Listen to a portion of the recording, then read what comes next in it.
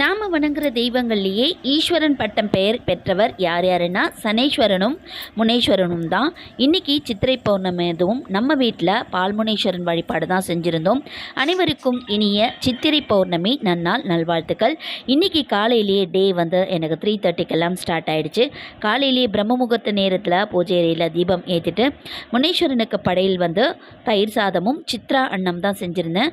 சித்திரை பௌர்ணமி நாளில் சித்ரா அன்னம்னா எலுமிச்சை சாதம் செய்கிறது தான் ரொம்ப சிறப்பு. நாம வருடத்திற்கு ஒரு முறையாவது முனீஸ்வரன் வழிபாடு கண்டிப்பாக செய்யணும். நம்மை காக்கும் எல்லை தெய்வம்.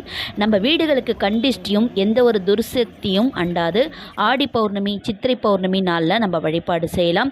வழக்கம் இல்லாதவங்க கோவிலுக்கு போய்ட்டும் வழிபாடு செஞ்சுட்டு வரலாம். இன்னைக்கு முனீஸ்வரன் ஐயனுக்கு தூப தீப ஆராதனோட வழிபாடு செஞ்சுட்டு வீட்டுக்குள்ளார குலதெய்வத்தை நினைச்சிட்டு திருவிளக்கு பூஜையும் செஞ்சு முடிச்சாச்சு. இன்றைய நாள் எந்த ஒரு வழிபாடு செஞ்சாலும் சித்திரை பௌர்ணமி நாளில் பல மடங்கு பலன் கிடைக்கும்.